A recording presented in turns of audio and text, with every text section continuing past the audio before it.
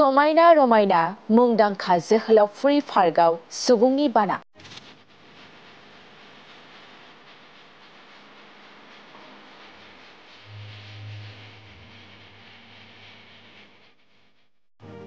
बड'लेण्डनि मुंदांखा बिबार बागान एबा पार्क बुङोब्ला जोहोलावफुरि पार्कखौनो बुंनो हायो।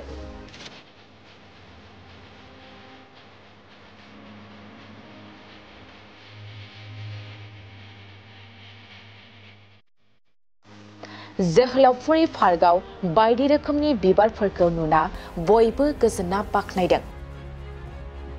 नंगौ, दिनै बे जोहोलावफुरि पार्कआव रोजा रोजा सुबुंनि होंगो दोंगो।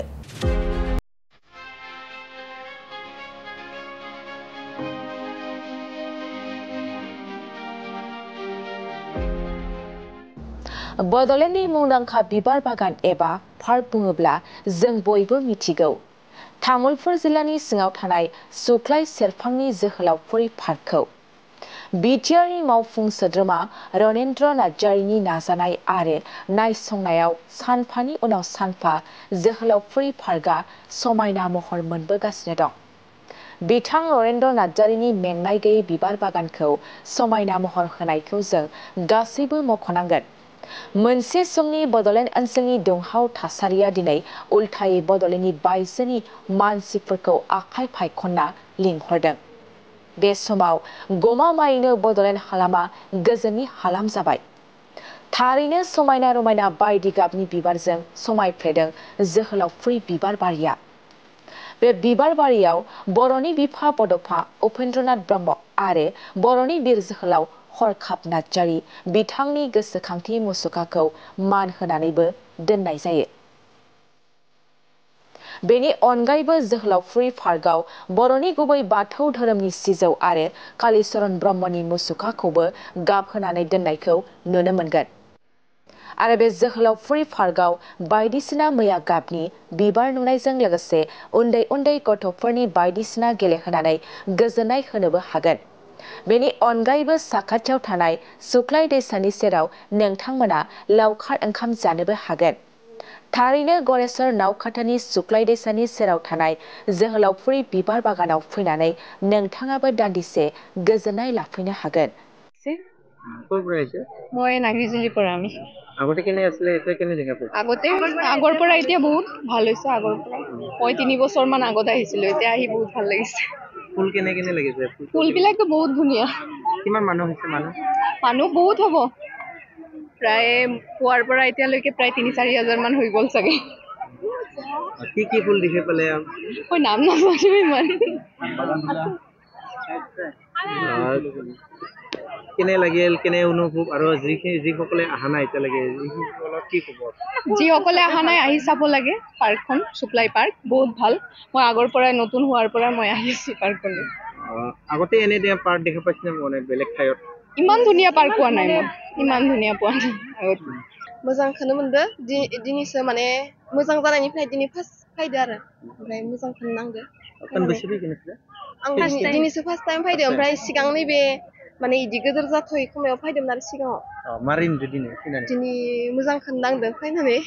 बिबारफोरखौ मारै नांदों? बिबारखौ मोजांखौनो नुदो। ओमफ्राय उनाव जों निस्टिफिलिनिफ्राय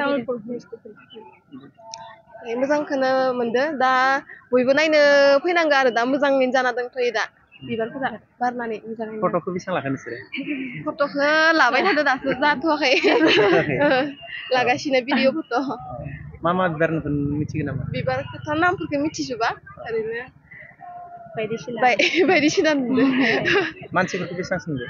मानसिफोराथ' जासाबदो, खना खनला दा नायजोबनो हायाखैना। मानसि जादो, बहुतानो मानसि जादो। जाय बिथांमोना फैयाखै बिथांमोनखौ मा बुंनो सानो? बिथांमोनाबो नायनो फैनांगौ आरो उनावबाबो, दिनै फैयाखैबाबो उनावबाबो। माजों फैदों नोंसोरो? जों গাড়ী ভাড়া লানাनै। গাড়ী ভাড়া। কাৰণ আমাৰ ইয়াতে হয়, ঘৰ নাৰ্গেজুলিতে হয়। আহো মাজে মাজে, মানে এইটো সময়ত বেছি ভাল লাগে ফেব্ৰুৱাৰীত, মানে ফুলকেইটা বহুত ধুনীয়া হয়, সেইটোৱে সেইকাৰণে। যিসকলে আজিলৈকে যিখিনি ফুল এইটো পাৰ্কটো উপভোগ কৰা নাই সেইসকলক আপুনি কি ক'ব? মই ক'ম একবাৰ আহক, আহি চাওক, বহুত বেছি ভাল লাগিব। এতিয়া ফটো চটো লৈও ভাল লাগে, ৰিলচ বনাই। আমিতো ৰিলচে বনাওঁ ন, ৰিলচ বনাই কিনি ভাল পাওঁ ছোৱালী মানুহ যিহেতু, সেইকাৰণে কৈছো আহক যিহেতু আহিব খোজে কেইটা বনালে আজি ৰিয়েল বনোৱা নাই আমি এতিয়া আহিছো আৰু ৰ'দ নাই ক্লিয়াৰ নহয় ন বেছি ভাল হোৱা নাই 2-3টা বনাইছো পাৰ্কৰ নামটো জান নেকি শুক্লাই পাৰ্ক শুক্লাই আমি আহো মাজে মাজে ভাল লাগে আমাৰ ওচৰতে হয় আহো কেতিয়াবা ফটো কিমান ল'লে আৰু ফটো হিচাপ নাই 100টা মান কাট কৰি কিনে মানে ফাৰ্ষ্টত বাহিৰতে আছিলো তাতে ফটো চটো ললো পিছত ভিতৰত আহিলো এতিয়া ৰ'দ নাই ন বেছি ভাল হোৱা নাই ফটো কেইটা সেইকাৰণে যাম বুলি দি চাব ভাল লাগিছে কিন্তু ফটো ল'ব ভাল লগা নাই এনেতো বহুত ধুনীয়া লাগিছে ফুল কেইটা এনে আমি আপি বিলাকে ফুল বেছি ভাল পাওঁ ফুল ভাল লাগে সেইকাৰণে আৰু ঠিক আছে थैनि सरस्वती पूजा बे सरस्वती पूजायाव जोङो नैबे नावकाटायाव थानाय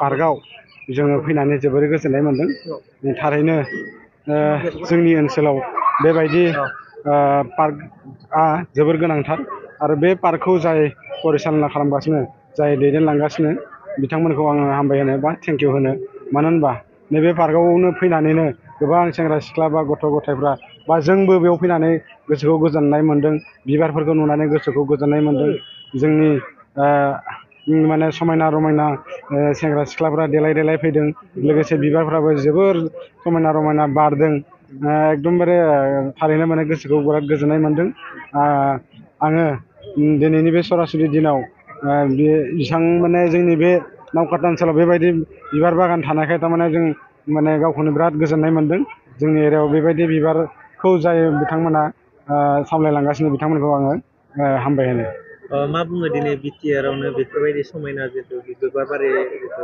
नुनो मोना होनजायो बे बिदिसिमाव मा औ एक्सुवेलि वर्ल्डआव टुरिज्म डिपार्टमेन्टआनो बयनिख्रुइ नाम्बार 1 आर्निं सर्स होननानै मिथिगौ जोङो दिनैनि बेलायाव बेबायदियै बुंनो थाङोब्ला जोंनि बिटिआर ओनसोलाव नैबेबायदि माने एट्राक्सन माने मानसिफोरखौ गोजोन होनो हानाय टुरिज्मफोरखौ गोजोन होनो हानाय आरो लोगोसे खाथि खालानि रायजो राजाफोरखौ गोजोनग्लाय होनो हानाय बेबायदि पार्क बा टुरिज्मनि प्लेस बा बिदि नायगिदिंग्रा जायगानि जों जोबोर गोनांथार दा बे गोनांथार हिसाबै जोंनि बे नावकाटा ओनसोलाव बेबायदि बिबार बारि थानाया बेबायदि मोनसे पार्क थानाया माने जोबोरै बाख्नायथावना मानो होनोबा जोङो तामुलपुर ओनसोलाव बा नावकाटायाव बेबायदि बिबार बागानाव जों बेरायनानै जों गावखौनो गाव गोजोननाय मोन्दों ফুলবিলাক চাই মোৰ বহুত ভাল লাগে আৰু আগতকৈ বহুত ডাঙৰ হৈছে পাৰ্কখন ভাল লাগিল আগতে হাজবেণ্ড হয় হাজবেণ্ডৰ লগতে আহিছিলোঁ ৰাইজৰ কেনে যোৱাবাৰতকৈ এবাৰ বেছি পালোঁ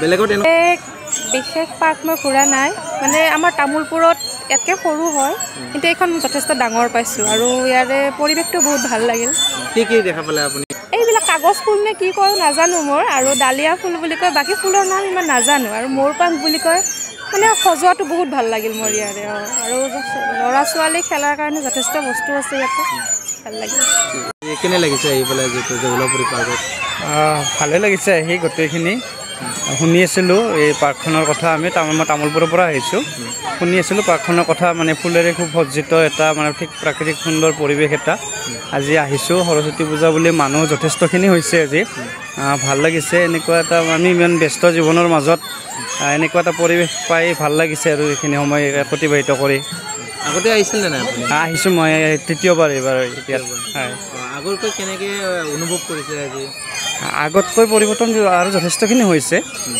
মই যোৱাবাৰ সৰস্বতী পূজাত আহিছিলোঁ তাৰপিছতো এদিন আহিছিলোঁ ভাল লাগিছে আজি আৰু বেছি ভাল লাগিছে বেছি আৰু প্লেনিংবোৰ আগবাঢ়িছে ইয়াত আশা ৰাখোঁ আৰু ভৱিষ্যতলৈ আৰু ভাল হ'ব এইখন আৰু আমাৰ এনেকৈ মনোৰঞ্জনৰ এটা মানে খুব উৎস হিচাপে হওক তাৰে আশা ৰাখিছোঁ আগতে দেখিছোঁ কিন্তু ইমান সুসজ্জিত দেখা নাছিলোঁ আমাৰ এইখিনি এলেকাত বিশেষকৈ বেলেগতো আছে বাৰু কিন্তু আমাৰ এইখিনি ভিতৰুৱা অঞ্চল হিচাপে যথেষ্টখিনি আগবাঢ়িছে ইয়াত ভাল লাগিছে এইখিনি ৰাইজৰ সমাগমটো যথেষ্ট সমাগম আজি মই এনেকৈ উৎসৱমুখৰ পৰিৱেশতে আহিছোঁ যোৱাবাৰ সৰস্বতী পূজাত আহিছিলোঁ যথেষ্ট সমাগম দেখিছোঁ ৰাইজৰ ইয়াত কিমানমান হ'ব ইয়াতো মোটামুটি ধৰক এইখিনি সময়ত ৩-৪ হাজাৰৰ কম নাই চাগে এই পাৰ্কত ৩-৪ হাজাৰৰ কম নাই চাগে এতিয়া বৰ্তমান সময়ত